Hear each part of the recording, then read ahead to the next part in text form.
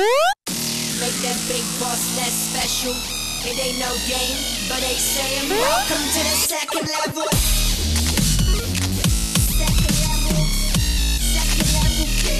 Second level. Hello, Internet, and welcome back, or welcome to Indie Please Add Details, episode 23. My name is Keegan, one half Love 2 Gamers, hanging out with Tom, the other half Love 2 Gamers. You don't Twitch quite as much as I do.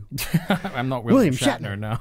I'm like sliding on my chair here. I'm getting into it. It's been a minute. It's been a week. My head is going all over the place. It's been a week. We were at Wizard World last week, so you can hit us up on Friday and watch. We'll talk a little bit about how Wizard World went. It'll be interesting. Let's just say that. That's all I'm going to say. That you think it yes. Let's just say so check out 11:30 a.m. Central Standard Time is when that goes up on Friday, and then obviously tomorrow will be Codename Morpheus. But this is Indie Please Add Details. This is our weekly dip into the world of indie games and indie developers, where we discuss the news and our excursions from throughout the week. Topping it all off with a topic of discussion that you can join. You can listen to us in your ear holes on your favorite podcast services, iTunes, Stitcher, SoundCloud, Google Play. I actually listen to us on both Google Play because I have the Google Music app because I'm a YouTube Red subscriber, and on iTunes. So I'm on both. It's Do you weird. listen at the same time for surround sound? No, I listen to us. Usually it's depending on where I'm at the time because Google I can stream. iTunes I have to be on an Apple device. So Fair enough. I do both. You can also see our lovely faces at lovely2gamers.com as well as our lovely studio. To continue the discussion online, but off air. Okay. I'm going to throw you off every I'll let time. you get away with it. You can hit us up on Twitter at level2gamersstl or Discord, link in the description. Before we jump in, though, well, we are jumped in. But before we go on, we're changing some things a bit. We are. We're going to start the shows off now with new releases on PS4, Xbox. I was going to say Xbox One, but I guess all of Xbox and Switch, Nintendo.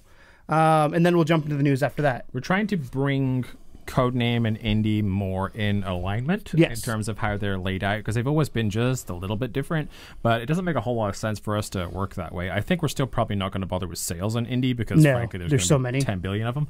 But go to your favorite online store and find the sales. Yeah, go to Steam or whatever.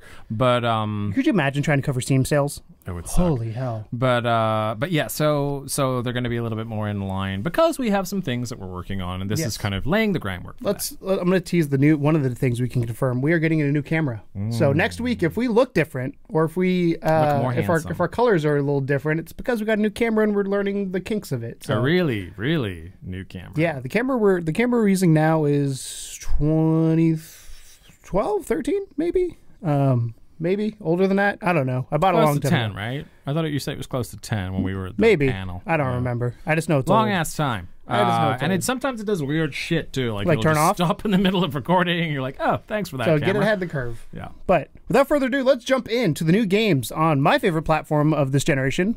Is that fair to say? PlayStation. The drop for PlayStation on February 13th, 2018. Also, happy Valentine's Day, everybody. If you're listening to this on the day it comes Valentine's Day. Go hang out with your lovers, or if you're like me and you don't have a lover, go eat a lot of food. I'm working on self-love. I'm working on Valentine's Day. Self-love. I'm working on Valentine's Day from... Are you? Yeah, 12:30, 9:30. That sucks. I have it off, so me and my wife are probably going to go like have dinner or something. You're going to make some self-love? We haven't gotten each other gifts this year. It's just kind of we just haven't had time. Yeah. You know what I mean? And then our anniversary is also like March 4th or something. So we're just slumming it this year. There you go. We're broke. Fine. So, yeah. Send money and help. So, new game this week. Number 1, Crossing Souls, PS4 Digital. It's 1986 in California. A group of friends discover a mysterious pink stone that allows them to travel between 2 realms. This gang will live the summer of their lives, in an adventure that will get them involved in a government conspiracy. This one actually looks like something you would enjoy. I would. The art style of Instantly, I'm like... The art style of it, though, it's like an 80s... The trailer, and you'll see it when you... I'm sure when you look... do this in post, but the trailer of it looks like an 80s cartoon, or 80s commercial, or maybe early 90s commercial where they're like... They show the TV, they pull out, and you see the kid, and like, when's that coming out? And they're like, it's here! It's actually really well done. I didn't like, because it didn't have gameplay, but for a hype commercial, it did its job. I feel like there's been a kind of a resurgence of this whole like teenagers in the 80s get into some trouble type stuff, like with Stranger Things and then the remake of It and things like that. Well, it's because those people are now old enough to have the spending power. Right, and the nostalgia factor is there for a lot of folks that are the highest... I guess the people paying the most money to go to like the cinema and buy entertainment media are that age. Yes. So, yeah. Next one. Also, if you're going to question us, I'm skipping all the VR ones because he's going to talk about those tomorrow. Join me. The Fall, Part 2, Unbound. Did not know there was a Part 1, but apparently Part 2 They're is out. bundling it as well. There's a bundle pack. So if you need Part 1, then you they're can going get to it. do a bundle. You are an AI that is broken free of your shackles. Now, a human user from across the globe, the global network has attacked and infected you with an error. Error. Error redacted. Error. I'm assuming that's okay. That's I think it's that's an in joke. Yeah, I was like, it's wait a infected you with an error redacted, and then that's funny. I like that. Make a new rule. Save yourself, hunt them, and end them. Do anything. Use anyone. Become unbound. This is a platformer. Yes. I watched it, so I looked at it, and it looked interesting. The problem I had with it is it looked very boring as it went along. Like it looked like the same thing over and over again. I'm not as blunt as you, but yeah. Like at first I was like, oh, this is cool, but then when it kept going, I was like, this is the same. You know what? thing. I watched the trailer. The beginning part was really exciting, and then as soon as they went to like the gameplay, I was like, oh. Yeah. And then I turned it off. Yep. So yeah, the trailer needs some work. This one I'm excited for. This next one, I've debated on getting it. Faye. It's out on the 16th, so it'll be out. I think that's Friday. Yeah, out Friday. This was like a couple E3s ago. I feel like no, it was this last E3. Was it last? Yep, E3? it was last E3. God, it feels like it was forever ago. It's almost a year. Yeah. So that is almost forever ago. Looks great though. Faye is a new type of platform adventure where the story is up to you to discover, without handholding, told wordlessly through the discoveries you make during gameplay. So this looks really good. Was this EA? EA is publishing it, so it's like the Unravel thing, where they're publishing it. But Unravel was great. Like EA needs to do more of that shit because for all the bullshit that they throw out there, they do have some great indie games that they actually put a lot of money behind, and they were largely ignored, but they shouldn't have been because like Unraveled was fucking beautiful. And Faye looks the same way. Faye. The only concern I have again is it reminded me a little bit like Firewatch, but Firewatch had the storytelling to you directly. Is how drawn in are you to the story if it's found through the environment? As long as that's done right, it'll be really good. If it reminds me a little bit like Inside. Inside didn't tell you the story, but you can conclude kind of what's going on your own. So I'm hoping this is the same way. You're a fox or something, aren't You're you? a fox, and you can talk to various different animals. It looks like. You can. So sentient fox. Why yes. Next one, Guilt Battle Arena. In this frantic 2D couch combat game, you have one bullet to fire at your opponents. After firing your gun, you must rebound your bullet before firing again. That actually sounds like a cool mechanic. You must rebound it? Like you have to catch it? Go get it. Yeah. That sounds like a cool mechanic. I'm not mad about it. Like, that's different. Yeah. I'd be interested to see how what it looks like. Yeah, that's the thing. In game, but it's an interesting concept. Yes. Next one, and this is probably the big quote-unquote indie game for this week, outside of potentially Faye. Several years worth of a Kickstarter. Kingdom Come. Deliverance, PS4, digital, and retail. You're Henry, the son of a blacksmith. There you go. That's it. That's the whole thing. Thrust into a raging civil war, you watch helplessly as invaders storm the village and slaughter your friends and family. Narrowly escaping the brutal attack, you grab your sword to fight back, avenge the death of your parents, and help repel the invading forces. I watched the trailer for this morning. But it looks really cool. It's basically it looks like Elder Scrolls without magic. Is the best way I could put it. Like Elder Scrolls. It reminds me of Elder Scrolls Online or Skyrim without magic. It's like Arthurian tale. Like all the voice acting and the what do you call it? Facial animations were actually kind of good. Yes. I mean, I know it's a Kickstarter game. It's a $5 million budget game. Right. But the budget was huge, and you know they put a lot of work into that. But the trailer that I saw was cinematic, so I'm interested to see how it plays out gameplay wise, but as far as the story goes, it was pretty engrossing. It was like a movie, so I'm down for that. And it is a full $60 title, worth pointing out. Yes. It's not, even though it's like largely like indie made, they're putting it out there at AAA prices. Cool. Mojang Carnival, PS4 digital. Couldn't give a shit. The most beautiful places in the world will spin you round in the melodies of carnivals and leave you with impressions of visiting famous festivals. Complete 120 unbelievable, entertaining levels and spend more than 8 hours traveling around the world in the most amazing places of our world. Don't care. Traveling around the world in the most amazing places of our world. Oh, traveling around the most amazing places in our world. Oh, okay. I read wrong. No, it's all right. I thought that. Genuinely, that wouldn't have surprised Monster me. Energy Supercross. I'm actually excited for this game. I'm not going to talk about it, but I'm excited for this game. Advert. Look at that. Yes. Yeah, this is an advert for Monster. Yeah, but it's looks good. I've not had a good motorcycle game like AMA game in a long time. All right. So this, and there's also Gravel is another racing game. I don't know yet. It's a full price game. That's $60. I think so. It's either 40 or 60. I can't remember. Come on, Monster. Pinstripe. This is a big one that everybody needs to pay attention to because this is one of those games that reminds me of like Oxenfree or reminds me of Inside that are just like, you're going to want to play this. Like Let's it's do it. okay. Tell me about it. Explore 6 hauntingly beautiful levels of hell. Yes. Use your slingshot to fight your way through bizarre beasts and interesting puzzles. Slingshot. Not happy about that. It's really cool though. Like Is the mechanic good? it's yeah. So this is one of those games that I think you would love it. It's not my cup of tea. It's a puzzle game. I would call it a puzzle platformer. Okay. There's not very much platforming, but there's some. Okay. The puzzles are the big thing, but this is one you don't want to sleep on. This has been out on PC for a while. I'm happy it's coming to PS4.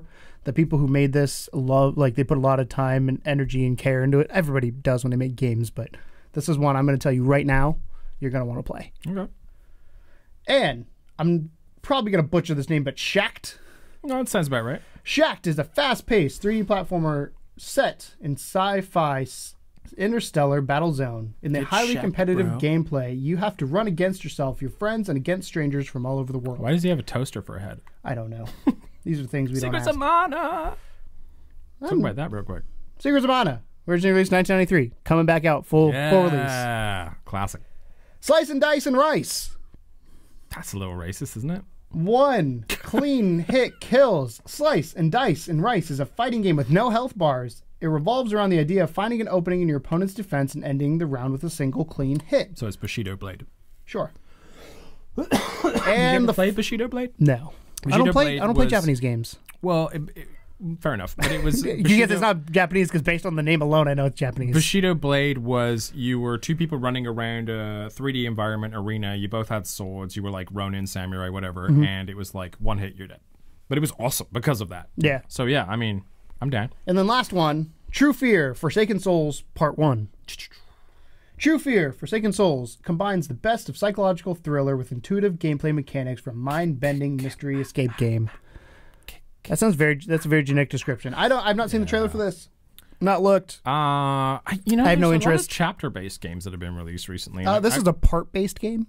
Same thing. But I'm wondering, if you make a game that's based in parts, are you just kind of hoping that enough people are going to like it that you can make a second part, or do you think they already have a second part in mind? They probably have it in mind, and then if it does well, they'll release it because it'd be dumb to not have that.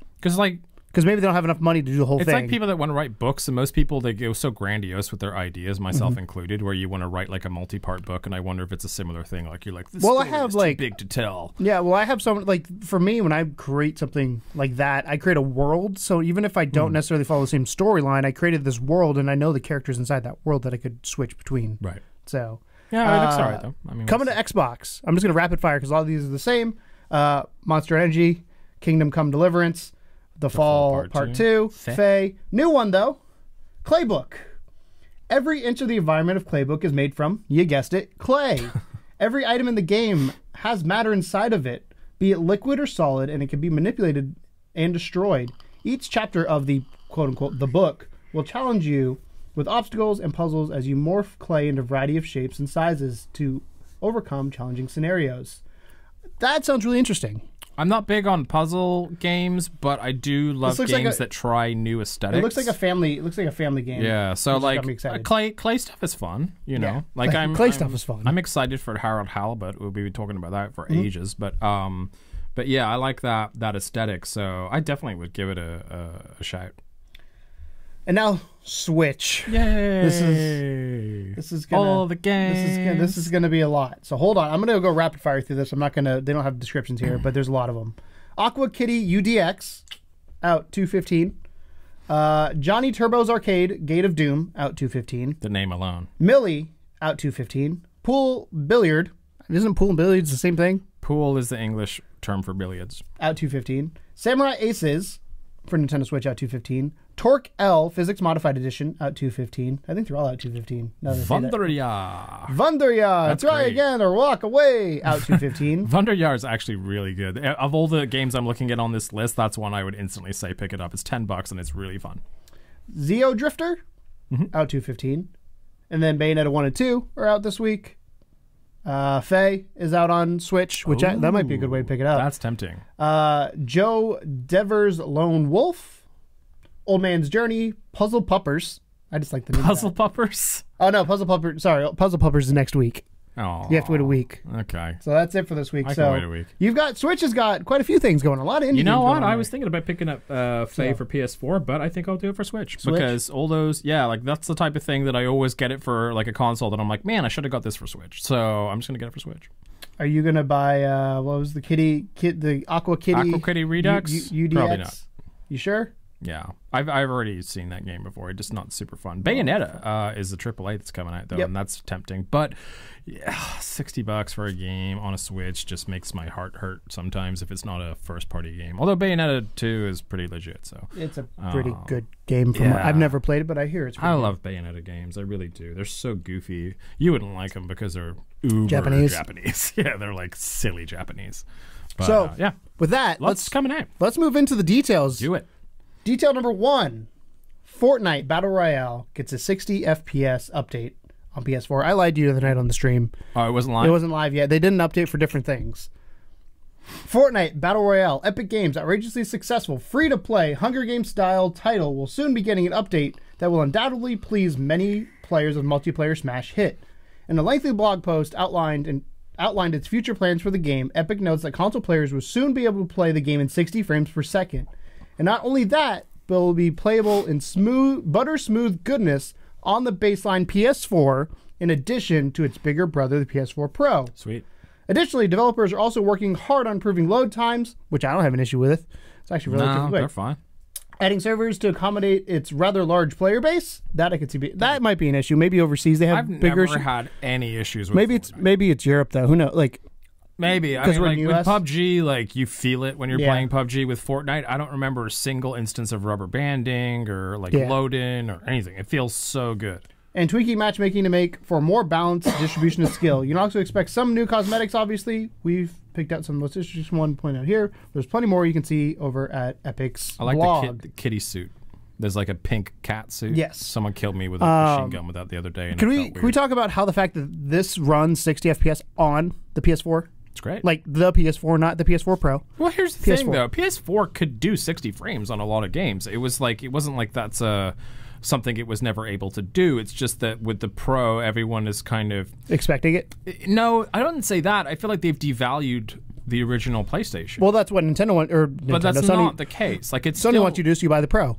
Well, it's totally. But like, I feel like there's almost like this kind of sense that, if you don't have the Pro, you're not going to be able to play a really good game. Or if you don't have 4K. 4K, I feel like I'm losing out with 4K just because I know the difference with that, and I don't have a 4K TV. Because even the baseline, the OG, if you call it that, PS4 does HDR. So that's the thing. I don't have an HDR TV. But they are changing with the new beta. They're doing super sampling for Pro. So even if you don't have a 4K TV, it's still supposed to be which is what Xbox does. Significantly better. So that should be exciting. Detail number 2, Bridge Constructor Portal coming to PS4 in March. I didn't know this existed until we were at the con. Cool. I was like, oh, there's no portals in Bridge Constructor, and you and fucking Portal Guy were like, yeah, there is. Yeah. I'm like, I'll shut my fucking face then. I have no idea. It's not the full-length Portal sequel that many have wanted, but Bridge Constructor Portal seems like a perfect mashup from where we're sitting. As you'd expect, the title sees you both building bridges and using Portal to help navigate vehicles through the pristine lab-like environments. It's a perfect marriage, as the title illustrates. The title will cost $14.99, so it's not expected to break the bank, as it promises a whopping 60 test chambers in total.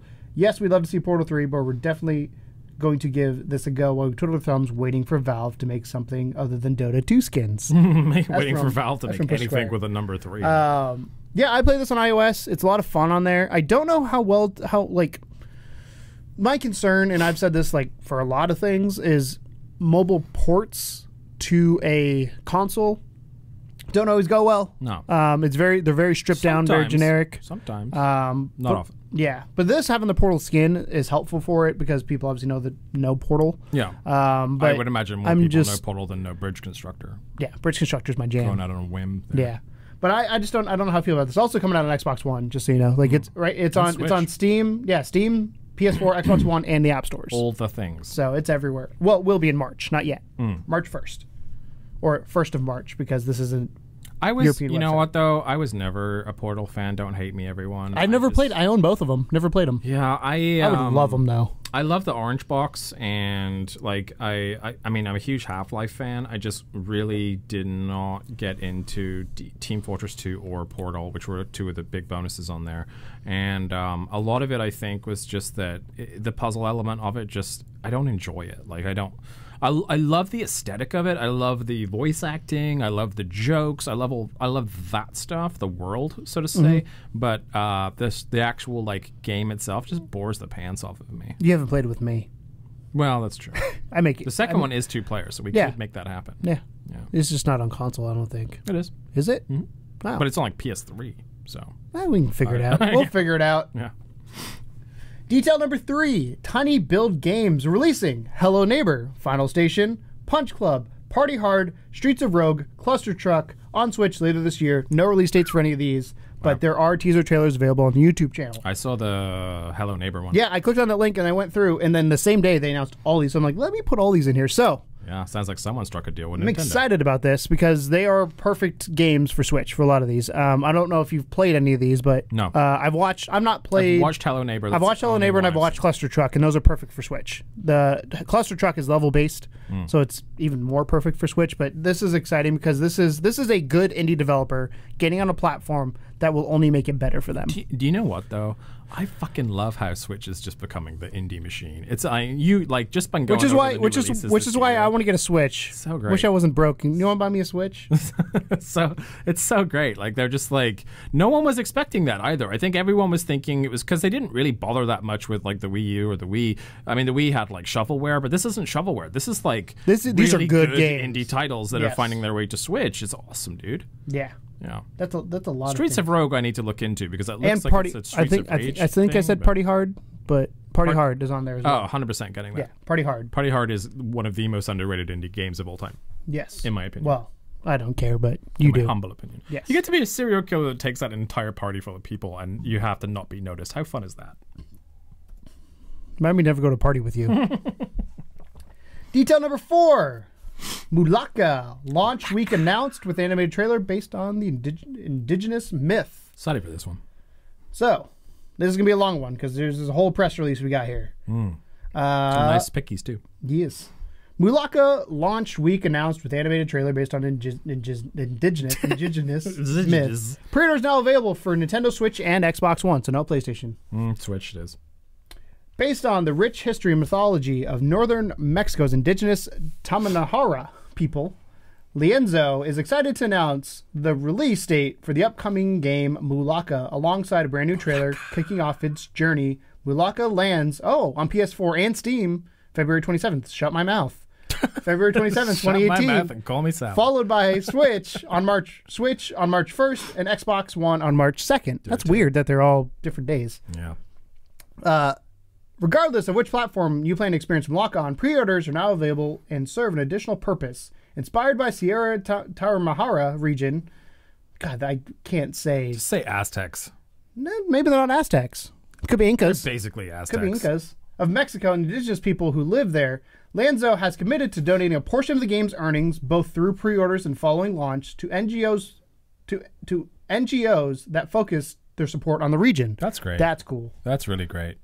That's no, that's not great. That's fucking awesome. Yeah, that's really, really good for them. They're taking something from that culture and creating entertainment with it that they're going to value and profit off of. So that's cultural and appropriation they're going to put it back into that they are giving back. Yes, and they're saying thank you for giving us your culture. Here's some money. Yes, that's great. Explored in a 3-part vid doc series behind Mulaka, Lienzo has drawn upon the stories, past and legends of Tarahumara. That's a tongue twister every time. Tarahumara. We're going to have a hell of a time when this game releases. While leveraging the video game medium to preserve a culture that's at risk of disappearing among future generations. The result is a compelling and fast-paced action-adventure game that sports fierce hand-to-hand combat and unique mythological beings, a vibrant, low-poly visual style, and the ability to transform into a range of powerful demigods, all while maintaining the authentic indigenous representation. Mulaka launches across Nintendo Switch, PC, PS4, and Xbox One on the week of February 27th. The latest updates, you can visit Lanzo's official website. Follow them on Twitter, YouTube, Twitch, So, you know, Facebook.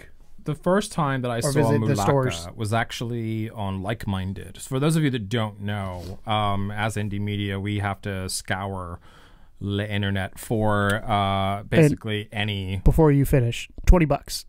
$20. Just so so we have to scour for indie games, right? So we want to obviously be the first to try and get a hold of some of these more interesting titles. And there's many places that you can go to. There's terminals.io, there's Keymailer and stuff. But Like-Minded is a relatively new one. It's a beta.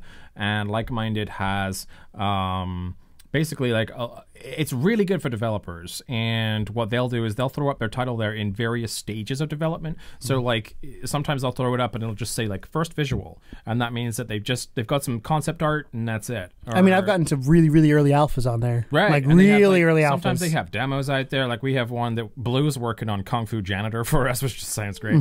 But Mulaka showed up on there, and I was like, oh, man, this looks really tight. So we've been talking with those guys a little bit. I'm hoping to maybe get something before release. I would love to see if we can interview them and talk to them about the decision to put the money back into the region, because I think that is so cool. I can totally try and hook that up. That is so cool. Let's work on that. Yeah. So Mulaka. It looks cool, and you guys obviously will see in the screenshots behind us, but it looks cool. Go watch the trailer. And for those of you that are on that sort of whole no pre-order tip, I think you can break that rule for this one. Yes. Just throwing that out there. And it's $20. I mean, it's $20. I feel like the whole no pre-order thing AAA's is for only. big games. AAA's only. Because I pre-ordered, what did I pre-order? I pre-ordered, no, I did not pre-order Faye. I was going to pre-order Faye, but I found a better game that I'm going to spotlight later on. Well, not better, but more my type of game. Planet Zone, was that it? Planetbase. Planetbase? I see what you buy. We get the same emails. Chalk Zone. You don't remember that, do you? I don't. That's an old cartoon. But yeah, Mulaka, I'm super excited about. I'm not going to lie. This looks very interesting, very intriguing, and the art style reminds me a little bit of Super Mario Odyssey with the I'm going to call it the Mexican level because I don't know what else to call it. I don't know what the area is called. It's it's basically. It looks like Mexico. Dude's wearing a sombrero and a poncho. It's the Mexican level. I mean, it's a little hokey, but yes. So that is your news for the week. Fortnite Battle Royale gets 60 FPS hopefully soon on PS4. Bridge Constructor Portal coming to PS4 in March. And Tiny Games released a shit ton of games onto Switch, or will be releasing a shit ton of games onto Switch this year.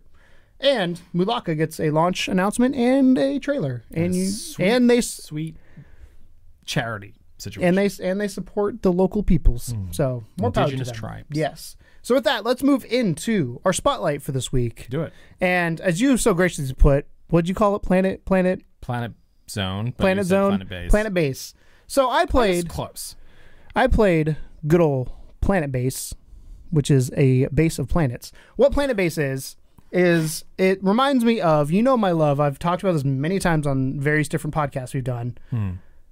The tycoon games. Yeah. I love being God. I love controlling worlds. There's just something about like those type of games that I absolutely love. And it's strategy, it's management, it's all this kind of stuff kind of rolled into one. You know, it's my business hat. I'm gonna manage It's your pixel business hat. Yes, the gameplay that's going to go up, actually, I didn't manage very well. I killed people from dehydration because I didn't mine enough water. But Planetbase, what it is you are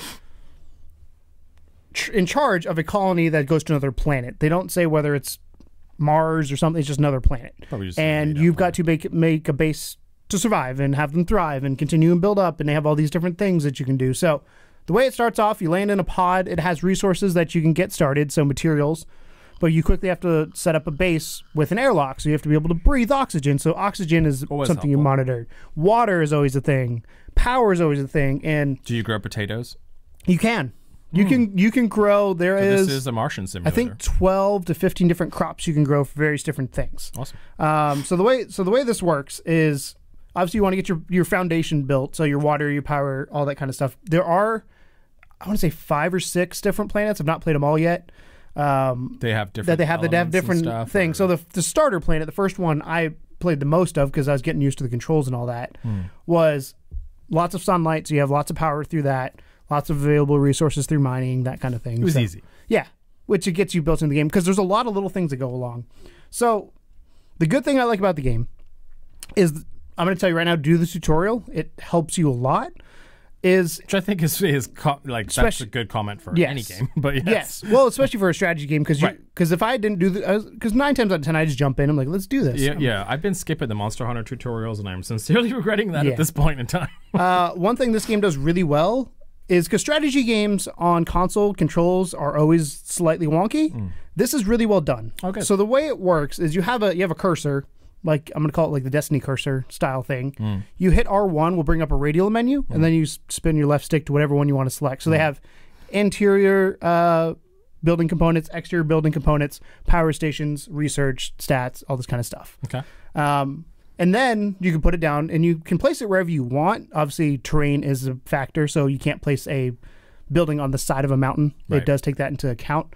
Certain things have to be placed certain places, so you can mine resources. That mine has to be in the side of a mountain. And you have to connect all your stuff together through these tubes.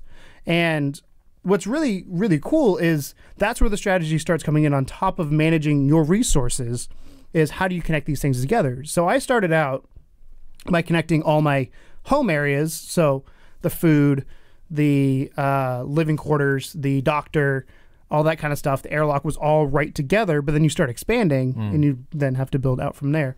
And then I had all the power stuff and water and resources off to one side. Estate. Yeah, and then I had all the manufacturing to another place. But then once I got bigger, it's like, oh shit, do I make another quote unquote like neighborhood, or how do I fix this?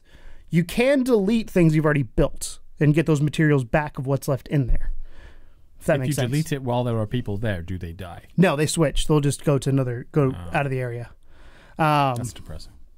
You want them to die? Yeah. That's even more depressing. It's fun. So the controls are really well done. The different planet types are actually quite fun. They're very enjoyable. 5 or 6? 5 or 6, I can't remember. All right. The first one looks like Mars. It's a very generic one. But the annoyance I have with it is there's lots of depth to it really quickly. It doesn't build you up to it. So when you land on the planet, your goal is, like I said, your first goal is to establish yourself. So power, water, food. That's usually step 1. But then from there, you're going to run out of materials, so then you got to start mining. Well, mining takes electricity. There's no notification when you're running out of power until it's like too late. I feel like the error of like, hey, you're running out of power came too late for me to be like, oh shit, let me fix it. Because by the time I build something, it's got to take time to build. You can too late speed up. By the time they tell you about it. Yeah, it's like, hey, just so you know, your reserves are running. It should be like your reserves are running just low. So you know, in about 10 seconds, you're fucked. Yeah, pretty much. Right. But there are like reservoirs, like you can do a power. So for me, what I ended up doing is I did solar panel during the day, and I had a wind turbine at night, and then I had a power storage facility in the end. So that ended up working for the initial planet the best. Like that's, I'm going to call it the battery of the backbone of it that gave me the most power. Water was the hardest one because water didn't really tell me again until it was too late. And you can click on the building. So if you highlight over a building and hold R1, it'll give you information about that building. So it's going to say, hey, here's what you're pulling out of the ground. Here's what you're using. So income versus outgoing. But you don't see that unless you click on it. And there's so many things to manage. I was going to say, talk to me about scale. Are we talking about, like, is it a relatively small scale thing like an Astroneer or whatever? Or is it like, are we talking City Skylines level? Like, you could build the fuck out the whole planet if you wanted to. I don't know. I've not hit the end. Okay. I started getting... How big was your base getting? It was fairly large. The recording, it didn't get too big because I just did one playthrough. But during off-air when I was done, I continued playing. And it made it to the point of, like... I don't know. I'd consider it about the size of a downtown city, even City Skylines. Like it was probably 2-kilometer size area, so it was relatively large, but it was spread out as time went along. That's the difference. There is it's like you start condensed, but then when you're on a barren planet, you can kind of do whatever you want. Shit, yeah. But the management, like the telling me of certain things, was not good. The other confusing part is, so say I had to build a biodome because I have to grow plants. Certain plants can be used for food, certain plants can be used for fuel, certain plants can be used for research, certain plants can be used for medicine, that kind of stuff. So that was the medicine, in case you were wondering. So you have to balance that out, but the game doesn't tell you what it recommends. Like there's no recommended of like, hey, you should start with, because it unlocks everything at the beginning, which I wish there was some sort of progression to a certain extent. So it's like, try growing this first. Yeah, so here you have lettuce, you have onions, you have tomatoes, you have all these various different things, and you're like, what do I plant first? I don't really remember, and I try to think back to what I planted in the tutorial, but I could not remember what I would plant. What I did. So if it came to like, if it were I think it is tomatoes. I would plant something. And if you think about like harvesting, right? You don't just want to plant a bunch of onions and then like that's all anybody has to eat is onions, because that would be weird. I would try and do it as true to life as possible. So I would choose something that's like super variable, like a potato or something. Yeah. Like that, and then kind of build out from there, or lettuce. Or do you do rice? You know, rice. Like but that's what I'm saying is like there's so many options that you're like, where do I start? Right. And that's the issue I have with it. But what's really cool with like the biodomes is you can make the buildings bigger and smaller as you get bigger. So as I expand it out, you can literally make your wind turbines bigger, your buildings bigger, and have more spaces. The default size is 4 things per room. So 4 planters here, 4 beds there, whatever it may be. And as you get bigger, I think it went up to 6 or 8. I never filled it up all the way. So I want to say it's probably 8, because 6 I think I still had room in it.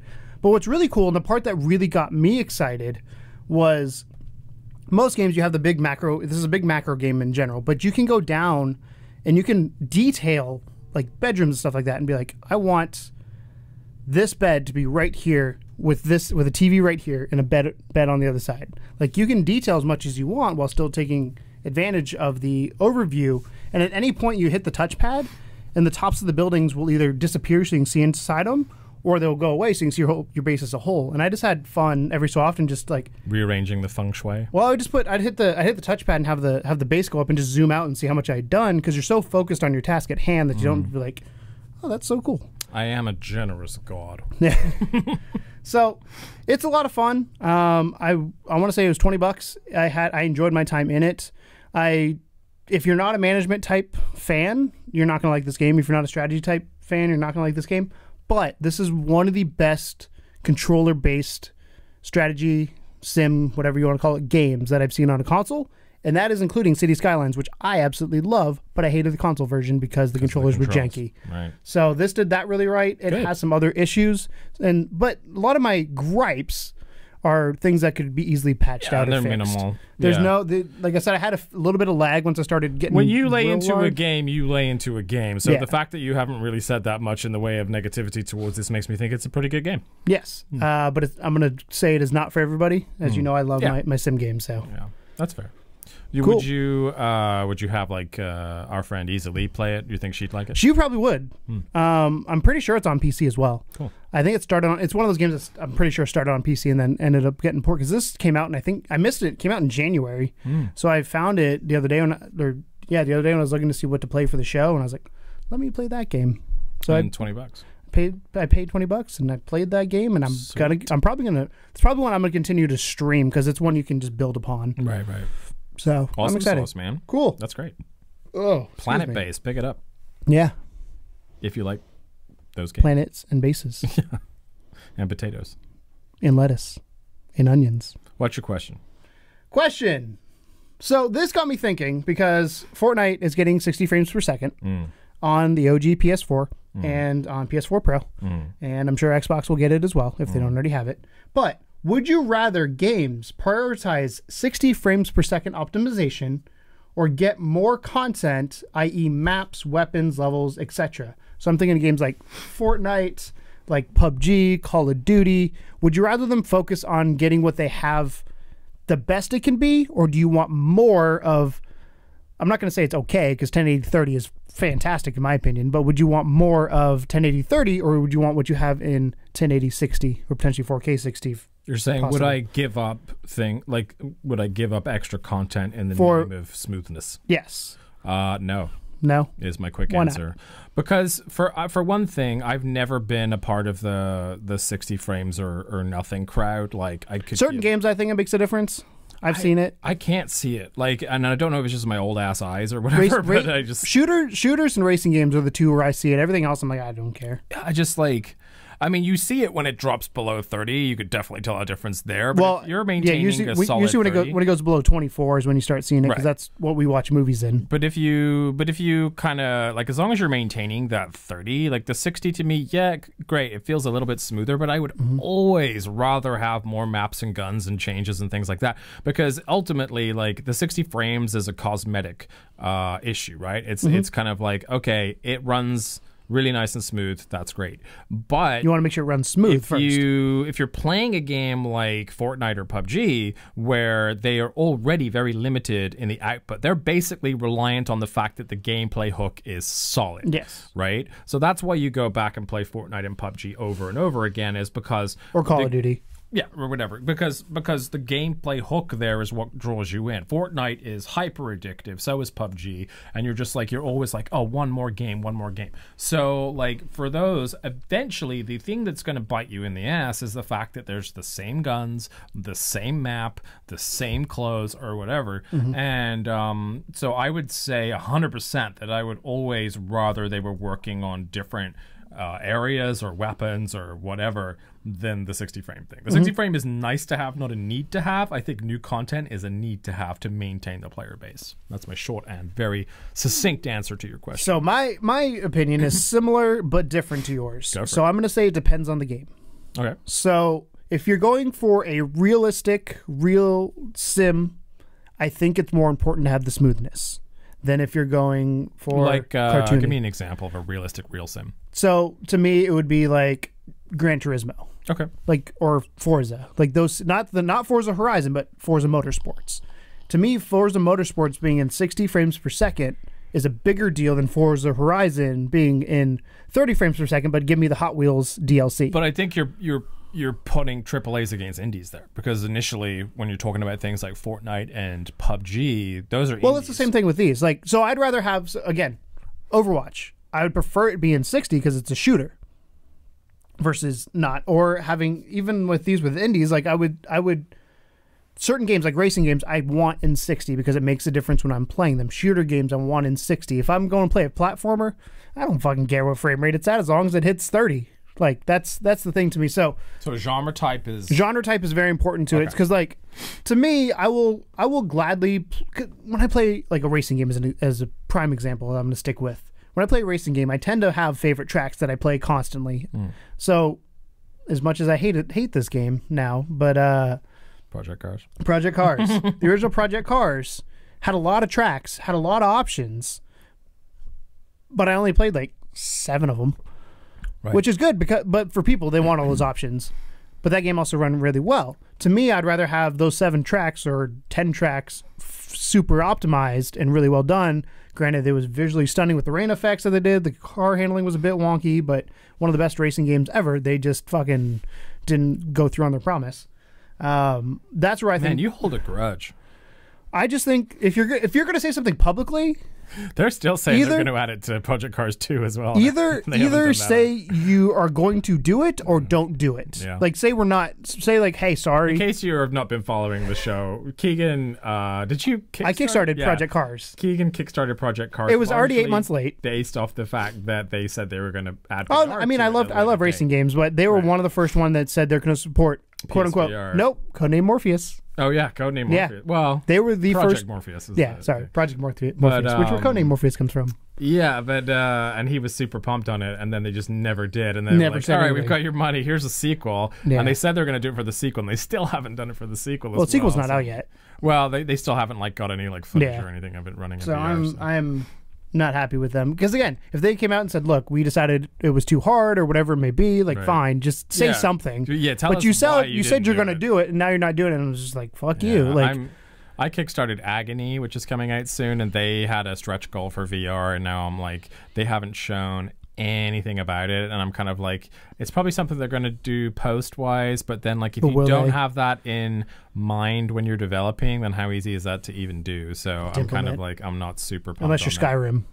But then they got a lot of money going anyway. But still, like, yeah, I'm worried about that promise being kept too. But yeah, I get it. So getting back to the question though, for me, it depends on the game. So like, again, any sort of fast-paced game, I prefer 60 over more content. But that also comes with the caveat that if it's like use the racing analogy, if there's two tracks and 6 cars, that's too slim. So there's a fine balance between the two. But if it is a game that I get to and it's got a decent enough content at launch, I'm cool with that. Let me ask you a question. Okay. So GT Sport came out.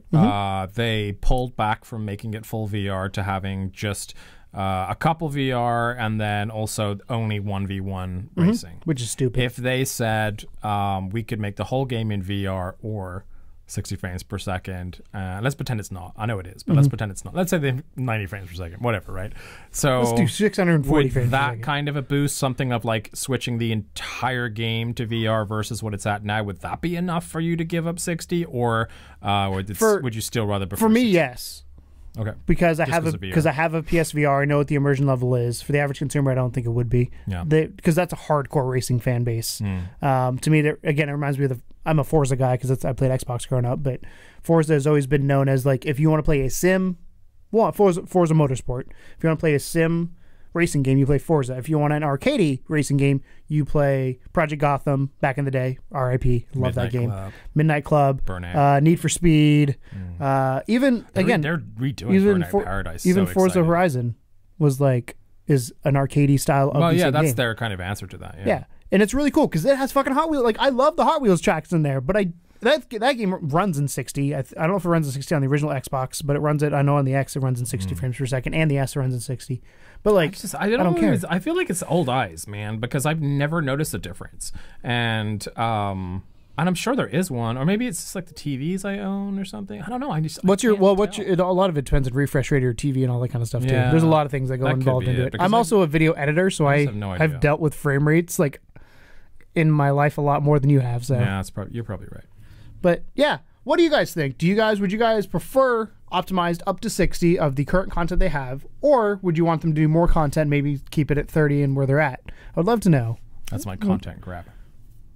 Give me content. Give me 60, but sometimes content, depending on how much content's already in the game. What do you guys think? Do you think you want that content? Do you think do you want that smooth, buttery 60 frames per second? I personally am going content on this, but to your point, even to your point of like some games being better off for 60, I think I'd still rather have more tracks and cars.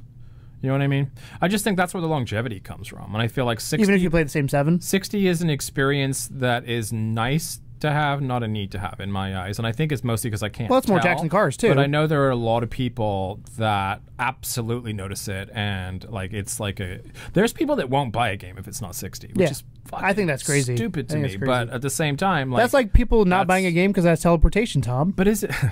I do that. But it's like... But is it kind of like audiophiles, you know, where they're like, they won't... It has to be FLAC or lossless. It has to be like, FLAC, and it has to be the $3,000 cable they bought for their stereo or nothing. You know what I mean? Like, it's weird. I don't know. By the way, if you go to Best Buy and buy a $50 HDMI cable, you can buy a cheaper one online that does the exact same thing. Look for HDMI 1.4. $3. Probably.